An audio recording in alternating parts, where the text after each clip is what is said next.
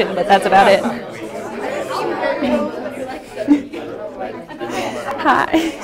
Hello, everyone. Welcome to the capstone day. This is Jojo Laubacher.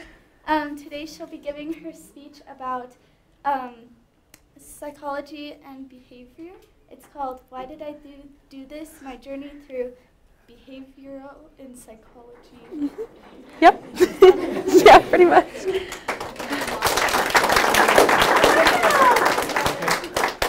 You got this.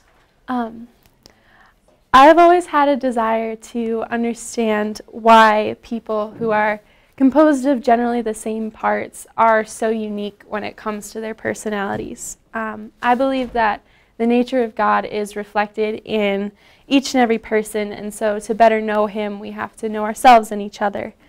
But besides just pursuing this for reasons based on curiosity, I also felt drawn to this subject because of my own personal experiences. Going into this capstone experience, I knew I'd learn a lot about personality and behavioral psychology, but I was not anticipating how much I would learn about myself.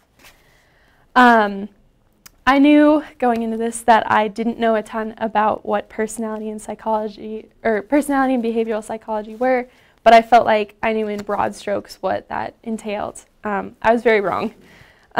So personality psychology is basically the idea is to create a roadmap of an individual's primary psychological processes and then compare those individual processes to try to discover similarities between them.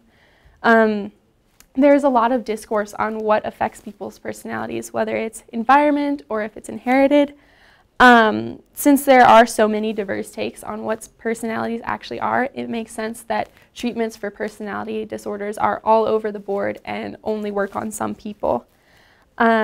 Researching into personality psychology was very fascinating but equally frustrating. I am the type of person who likes clear-cut, black and white answers. Part of the reason that I like subjects like math is that there is only one right answer, as opposed to more subjective things like the humanities. I don't know why going into this I expected to find some sort of a right answer, but I definitely did not. This definitely didn't discourage me from pursuing some kind of career or study in personality psychology. It just made me step back and look at the field with a bit of a different lens. The biggest problem for me that I encountered while researching into personality psychology was the lack of a clear Christian perspective. The many research articles that I read actually shared similar beliefs to the Christian beliefs that I hold, but none of them would ever mention religion directly. I realized that unfortunately in our secular society today, the combination of science and religious principles is discouraged, even disdained. But still, it was interesting to see how many of them shared the same basic truths that can be found in the Bible. One research article that I read was by Karen Horney, who is a personality theorist, and she actually laid the groundwork for borderline personality disorders. She wrote this really interesting article on neurotic needs. She defines that neurotic needs or compulsive attachments are things like human approval, power, and pleasure, and they're often formed by people, especially children, to cope with a sense of something missing, and they result in excessive loneliness. Now, I know as a Christian that what's missing is the presence of God and His love in our lives, but it was interesting because she never directly mentioned that in any way. I feel like part of the reason that there is a missing piece in the personality puzzle is that God is neglected, because I feel like He plays such an important role in who people are and how we are shaped. My research into the history and background of behavioral psychology was incredibly similar. Behavioral psychology is the study of behaviors of humans and animals. Many behavioral psychologists view behavior as an innate reflex or a condition of past events or experiences. In order to better understand kind of the history behind it, I decided to read the book Control by John A. Mills. Mills is the professor emeritus of psychology at the University of Saskatchewan. But when I read this book, I found, just like I found in personality psychology, that there was a lack of any semblance of a Christian perspective. in his book, Control, Mills glorifies specifically a few behavioral psychologists. Some of these men are John Watson and B.F. Skinner. And while these men did have very significant roles in the development of behavioral psychology as a field, a lot of what they stood for stands in direct contrast to the beliefs that I hold as a Christian. Watson, for example, is noted as the father of behavioral psychology. His work directly influenced men who came after him, like B.F. Skinner. But he even wrote something that is now referred to as the Behaviorist Manifesto. But I personally had a lot of problems with the ethics behind his experiments. One of these experiments, coincidentally, his most famous experiment, is called the Little Albert experiment. The Little Albert experiment was Watson's twist on Pavlov's dog. So what Watson wanted to prove was that emotional responses could be classically conditioned in humans.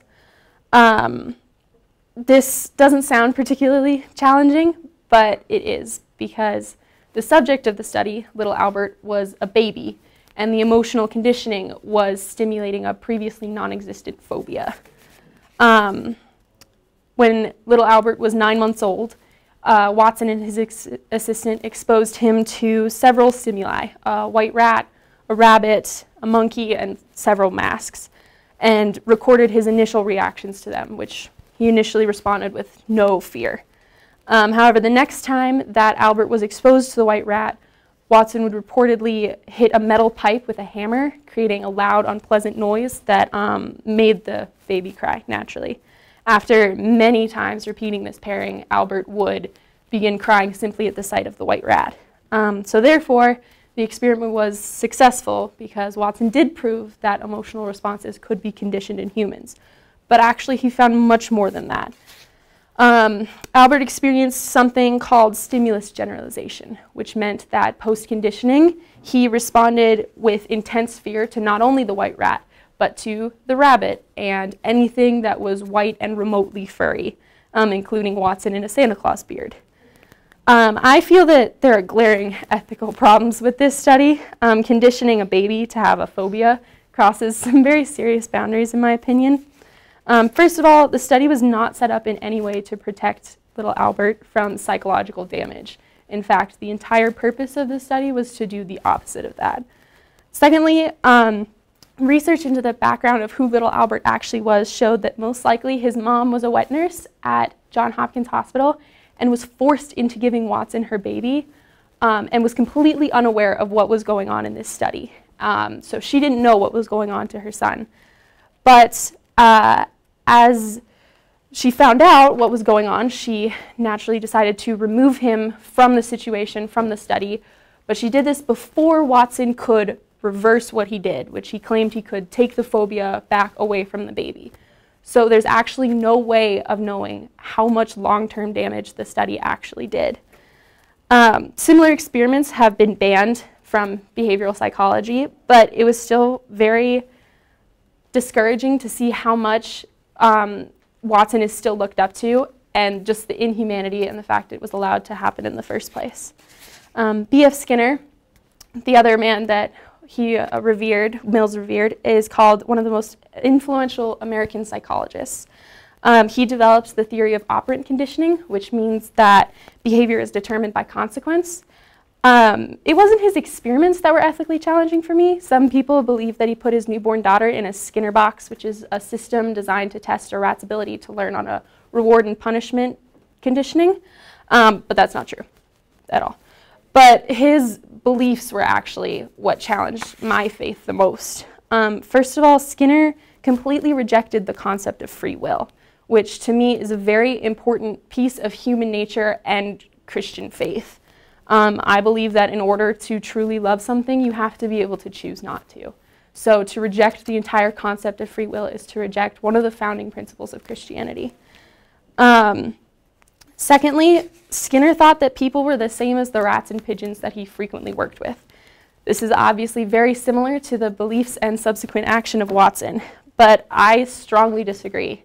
I think that it's very clear how much humans mean to God, not only in Genesis, when he establishes man as dominant over the other species, but also Matthew 6:26, which says, "Look at the birds of the air. They do not sow or reap or stow away in barns, and yet your heavenly Father feeds them. Are you not much more valuable than they?" I was very frustrated to find that such a great psychologist thought so little of humanity.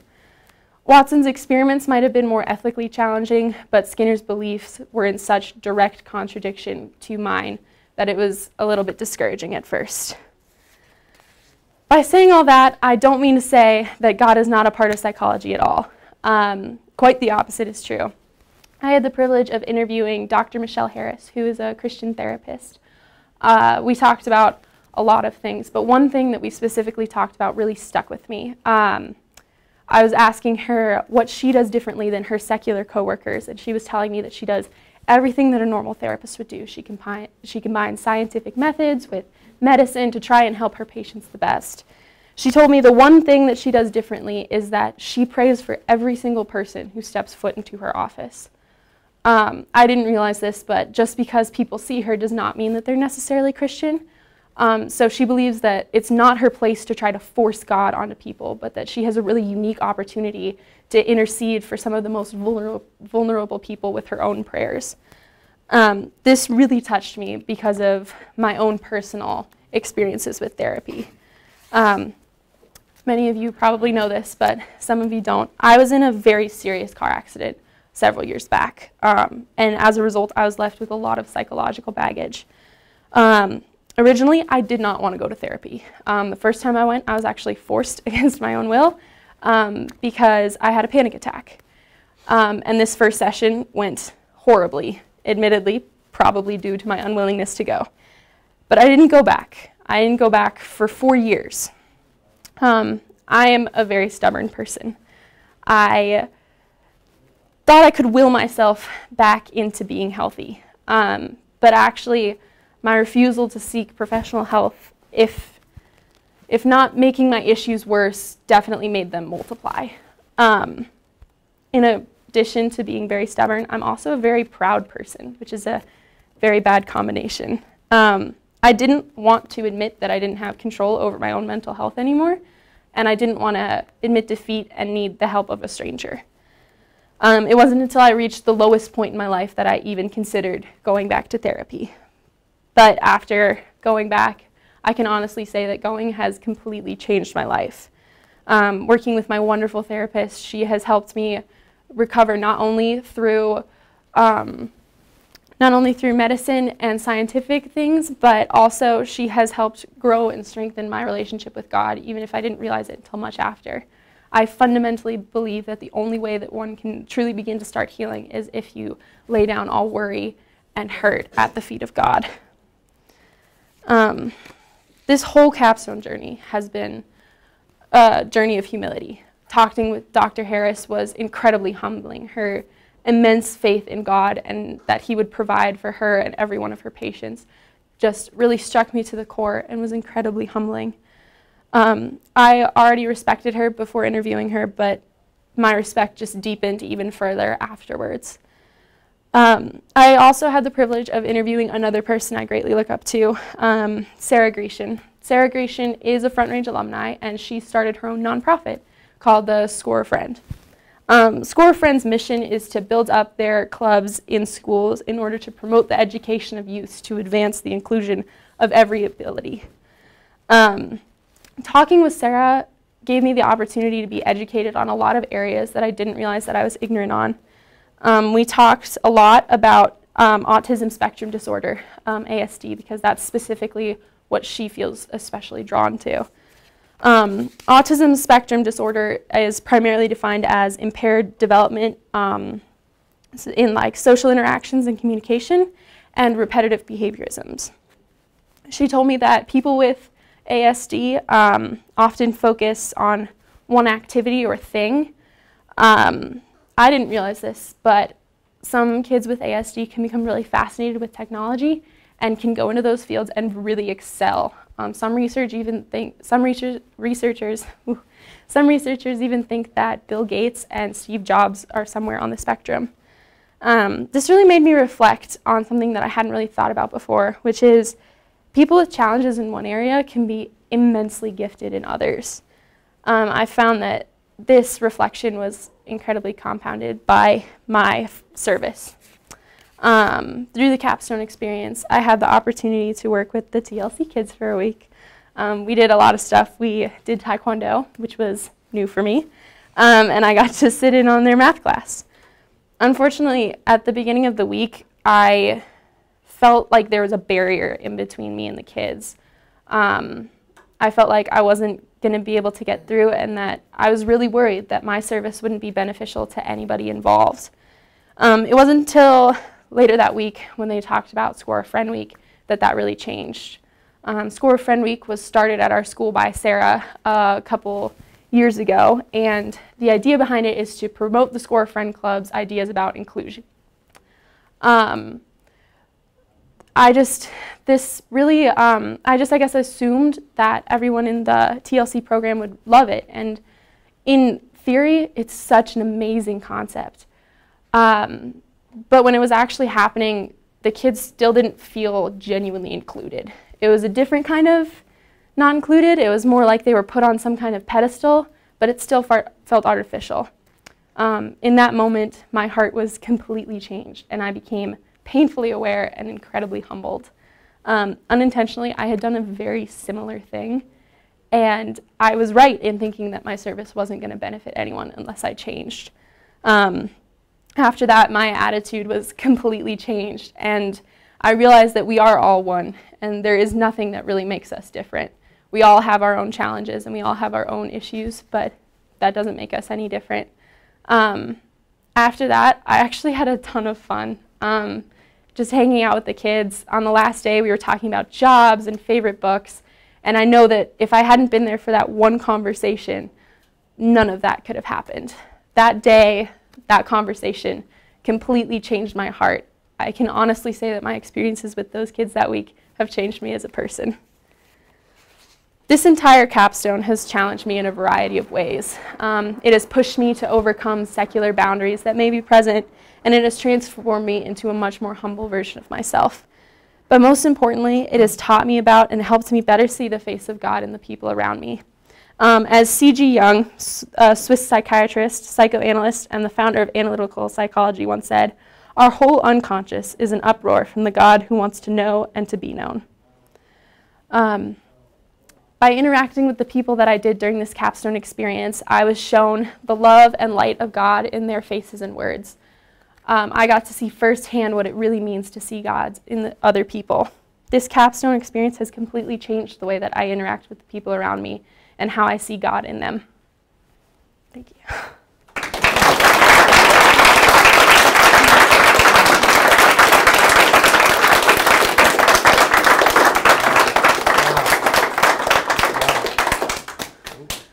So we have a couple more minutes, so if you have any questions for Jojo, she would like to answer them.